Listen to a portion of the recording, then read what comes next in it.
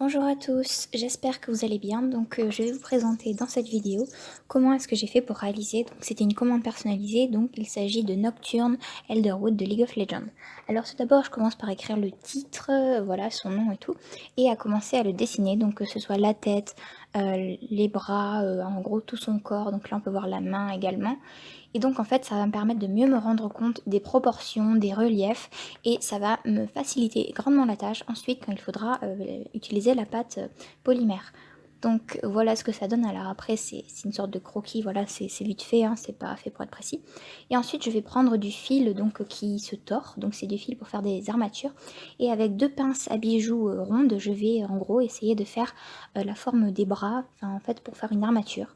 Je prends ensuite de la pâte donc Burke, donc c'est de la pâte de récupération donc de choses que j'ai pu réaliser précédemment, et je vais en placer partout autour de l'armature sauf dans les extrémités en fait pour pouvoir l'accrocher plus tard.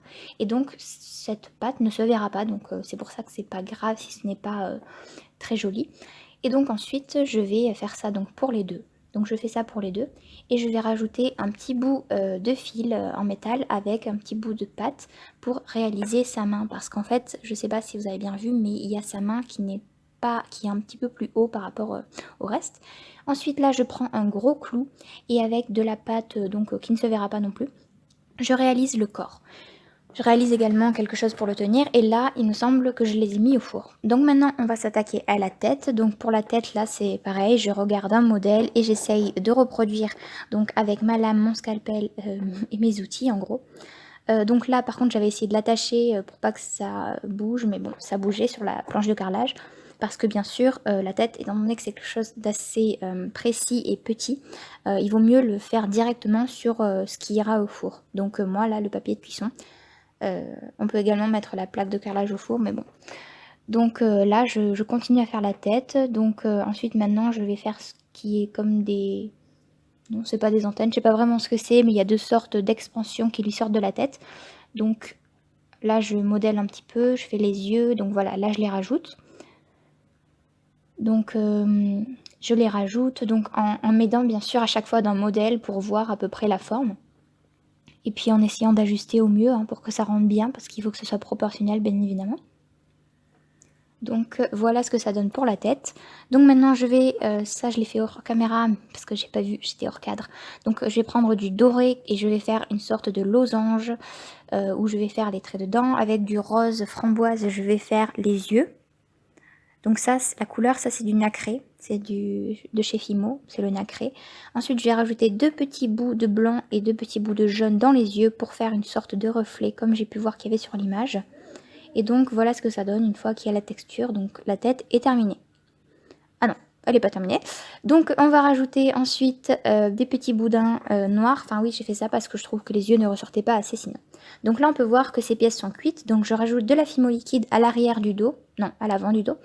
Et je vais mettre de la pâte couleur rubis de chez Fimo. Et donc ensuite là je vais faire le buste en gros. Je vais ensuite rajouter des petits boudins de pâte marron. Donc la pâte c'est une brune de chez Cernit que j'ai utilisée, je ne saurais plus dire la référence. Et donc je fais, alors je sais pas vraiment si c'est des branches ou si c'est... Enfin je sais pas vraiment ce que c'est. Mais bon, je vais mettre de l'image en gros. Et donc je fais tout ça devant. Et ça, il me semble que je l'ai également mis à cuire à ce moment-là. Ensuite, là, je vais faire un dégradé donc entre du bleu et du rose pour essayer de faire les sortes de lames qu'il y a à l'avant. Donc, je le mets sur l'armature. Je n'ai pas mis de pâte dessous parce qu'il faut que ce soit quand même assez fin. Et donc là, en fait, je vais faire la forme en mettant toujours du modèle. Donc, je rajoute un petit peu de rose, voilà, parce que je trouvais que c'était pas assez comme sur le modèle. Et donc, je vais texturer, enlever les démarcations, arrondir un petit peu les angles. Et donc ensuite, il faut que je fasse donc tout les éléments marrons qu'il y a par-dessus. Il fallait que je fasse les lames avant en fait parce que les lames sont dessous tout le reste, donc je ne pouvais pas les faire après.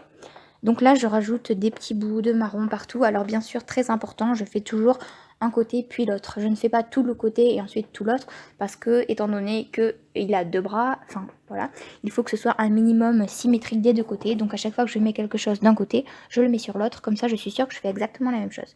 Ensuite je vais venir texturer donc pour donner un petit peu un effet voilà, un petit peu plus sympa que juste des petits boudins qui auraient été posés comme ça. Donc voilà, je texture. Alors des fois je texture une fois que je l'ai posé, des fois je texture avant, ça dépend, les deux sont possibles. Hein.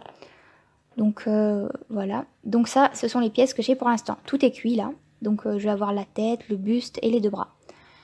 Donc ensuite, maintenant je vais m'attaquer à ce qu'il y a derrière le buste, donc il me semble, hein, il y a des sortes de flammes, alors en polymère c'est extrêmement compliqué je trouve de faire des flammes, alors bon, j'ai essayé de faire quelque chose. Je sais pas si l'effet est au rendez-vous ou pas.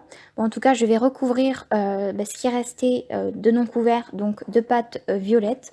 Alors j'ai essayé d'avoir un violet bien sûr qui est assez proche parce que apparemment c'est la version Elderwood ou Sylvestre, du coup c'est la version quoi en violette quoi, parce qu'après il y a plusieurs couleurs d'après ce que j'ai compris. Et donc là je vais rajouter donc de la pâte dessous et derrière, donc pour faire des sortes de flammes en rajoutant des petits boudins de pâte que j'aurai affinés à l'extrémité, donc pour faire comme s'il y avait des flammes qui sortaient. Et je crois que je ne l'ai pas filmé ce moment, mais ensuite je rajoute de la poudre de mica, donc de chez Perlex, blanche il me semble, pour donner un effet un petit peu pailleté. Donc ensuite là je vais je vais recouvrir en gros ce qui reste, hein, ce qui n'est pas recouvert, donc dans les sortes de grands bras qu'il a. Donc je vais recouvrir les bras et également les petits bras du coup et la grande extrémité, je ne sais pas vraiment comment ça s'appelle. Là j'ai essayé de faire les mains. Donc alors les mains je les ai faites deux fois parce qu'au départ je les trouvais trop petites et les griffes également étaient trop petites, donc plus tard on va voir que je refais les doigts et les griffes vraiment séparément parce que là j'ai essayé de le faire à partir d'un gros morceau et c'est vrai que le résultat je trouve est beaucoup mieux quand on fait les doigts séparément, ça paraît un petit peu plus réaliste quand même. Donc là j'ai gratté un petit peu la tête parce qu'il y avait des choses qui donc ne rendaient pas très bien. Et donc par derrière, donc pareil, fimo liquide pour accrocher la pâte crue à la pâte qui est cuite. Et donc là je vais poser du marron également. Donc alors là je me suis aidée d'un modèle aussi. Hein. Après c'est compliqué d'essayer de le reproduire exactement à l'identique, mais bon, il faut essayer de s'en rapprocher au maximum quand même. Donc là je reprends du violet pour faire des sortes de, je sais pas comment ça s'appelle, mais d'écailles voilà, qui ressortiraient derrière sa tête. Et donc je fixe également la tête, alors je profite en fait du fait d'avoir fait certaines écailles pour mettre de la pâte qui n'est pas cuite. Et dans cette pâte pas cuite, je vais enfoncer les autres éléments. Alors là, je me suis amusée avec de la pâte. Voilà, parce que bien sûr, ce qui n'est pas filmé, c'est qu'il y a beaucoup de mélange pour avoir la bonne couleur, tout ça.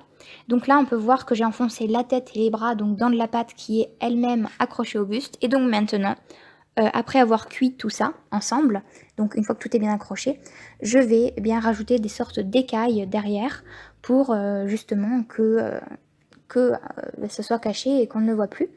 Donc là, je mets une armature en métal et je vais mettre un gros truc parce que ça, c'est pas une écaille, c'est au milieu, il y a une sorte de grosse flamme qui va sortir. Donc pareil pour les flammes, hein, j'essaye de donner un petit effet. Après, je sais pas vraiment comment faire des flammes en pâte polymère. Donc voilà, alors bien sûr, si ça accroche pas bien, je mets de la fimo liquide. On peut voir que l'environnement autour, c'est pas très joli niveau vidéo, mais bon. Donc là, je fais encore des écailles. Je sais pas combien j'en ai fait, mais il y en a une bonne trentaine, hein, je pense. Donc allez faire une par une les texturer et tout ça. La vidéo est en x30, il me semble, à peu près partout, et des fois en x60. Donc voilà, il y en avait pour plus de 7 heures de vidéo. Donc là, voilà, je vais faire les doigts. Et donc je vais découper des petites griffes une par une que je vais fixer dans les doigts, donc pour donner un effet plus réaliste. Et ensuite, comme vous pouvez le voir, je fixe les doigts bien sur les mains. Et c'est vrai que ça donne un effet un petit peu plus réaliste que tout à l'heure, sachant qu'en plus, il a de très grosses griffes et que celle que j'avais fait au début, c'était un petit peu trop petite. Là ensuite, je vais le retourner une fois que je l'ai repassé au four ensuite. Et donc je vais couvrir ce qui est un peu un petit peu moche, donc en mettant de la pâte violette ou marron pour pas qu'on voit ce qu'il y a à l'intérieur. parce que voilà, c'est juste une armature, mais voilà, c'est pas fait pour être vu. Et je vais rajouter également 2 petits bouts en métal, donc à l'arrière des sortes de, je sais pas si c'est des coudes, mais pour ajouter en fait des flammes, parce que j'ai vu après qu'il avait des sortes de flammes. Alors là pareil, hein, j'essaye de faire des flammes, je sais pas trop comment faire, voilà. Et donc une fois que je les ai finis, pareil, voilà, je mets de la poudre perlex et donc je vais les fixer derrière au petit bout en métal. Et donc ensuite, pareil, cuisson. Et donc une fois que ça sera passé à la cuisson, je le vernis. Je crois que j'ai passé 2 couches de vernis, donc partout, hein, en haut, en bas, et tout ça. Et donc voilà ce que ça donne à la lumière, naturelle, hein. Voilà donc ce que ça donne. Je suis plutôt contente du résultat. J'avoue que quand j'ai vu pour la première fois le modèle, je pensais pas pouvoir réussir à le faire. Donc voilà, merci d'avoir regardé. J'espère que ce format vous aura plu. En attendant, n'hésitez pas à regarder une autre de mes vidéos ou encore à vous abonner. Ça me ferait très plaisir.